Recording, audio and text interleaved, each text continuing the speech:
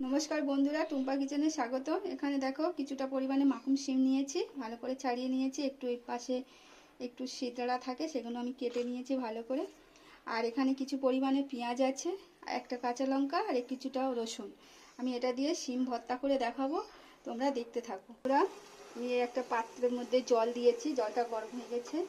আমি এবার শিমগুলো দিয়ে সিদ্ধ করে নেব। সবগুলো দিয়ে আমি সিদ্ধ করে নেব ভালো করে। সিদ্ধ হতে থাক। তারপর দেখো বন্ধুরা, শিমটা আমার সিদ্ধ হয়ে গেছে ভালোভাবে, জলগুলো সব একদম শুকনো হয়ে গিয়েছে। এবার আমি এর মধ্যে একটা মিক্সি জার নিয়েছি, এর মধ্যে আমি এগুলো সব নিয়ে নেব। নিয়ে আমি মিক্সি জারের মধ্যে পেস্ট করে তোমাদের তারপরে দেখাচ্ছি। দেখো বন্ধুরা, শিমগুলো আমি সিদ্ধ করে ভালো করে একটা কাঁচা লঙ্কা দিয়েছিলাম এর মধ্যে, দিয়ে আমি ভালো করে মিক্সি জারের মধ্যে পেস্ট করে নিয়েছি। এবার এখানে আমি তেলও বসিয়ে দিয়েছি, তেলও গরম হয়ে গেছে কড়ার মধ্যে। এবারে পেঁয়াজ আমি দুটো কুচে রেখেছিলাম, পেঁয়াজগুলো দিয়ে দিলাম। একটু লাল লাল করে ভেজে তুলে নেব।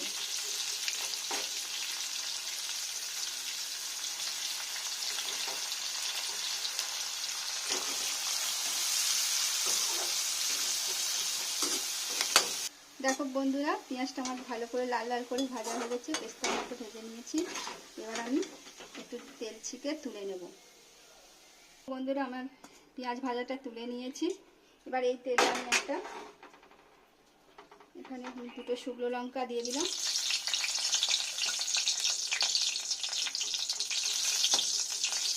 একটা ভেজে তুলে নেব আমি।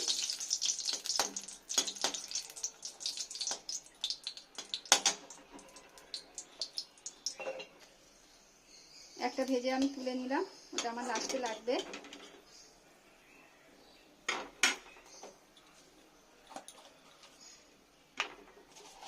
কিছুটা পরিমাণে কালো জিরে দিলাম।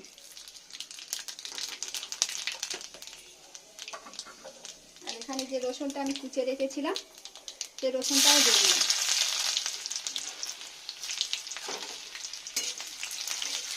রসুনটা আমার লাল লাল করে ভাজা হয়ে গেছে, গন্ধ ছেড়ে দিয়েছে। এবার এই শিম যে আমি বেটে রেখেছিলাম মিক্সি জারের মধ্যে, এটাকে আমি দিয়ে দিলাম।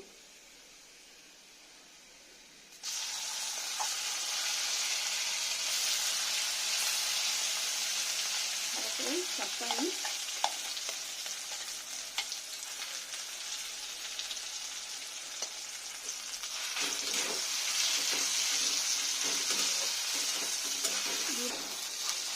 শিমের সব পেস্ট করাগুলো দিয়ে দিলাম, কেটে রেখে সেগুলো। এবার একটু সামান্য এক চিমটিখানি হলুদ দিলাম।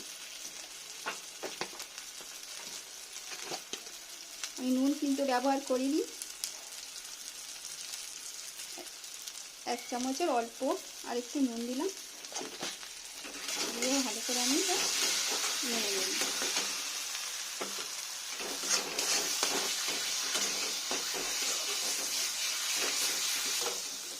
এবার ভর্তাটা আমার একটু ভালো করে কষা হয়ে গেছে।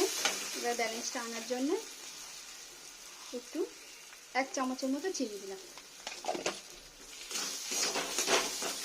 আর এখানে যে ভাজা আমি পেঁয়াজটা ভেজে রেখেছিলাম, ওটা আমি অল্প করে দিয়ে দিলাম।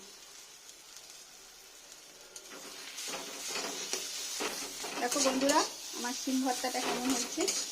এবার আমার প্রায় হয়ে এসছে, এবার আমি তোমাদের তুলে পরিবেশন করে দেখাচ্ছি। দেখো বন্ধুরা, আমার শিম ভর্তাটা কেমন হয়েছে। তোমরাও একবার এরকম বাড়িতে বানিয়ে দেখবে কেমন হয়, দেখবে। আমি ওপর দিয়ে একটুখানি তেল দিলাম, সর্ষের তেল দিলে ভর্তার মধ্যে খেতেও ভালো লাগে। আর যদি ভালো লাগে তাহলে আমাকে একটা লাইক কমেন্ট সাবস্ক্রাইব করবেন। আর যারা ফেসবুক থেকে দেখছেন, আমার পেজটা ফলো করে নিন। আবারও নতুন রান্নার সাথে দেখা হচ্ছে। Tata, bye bye.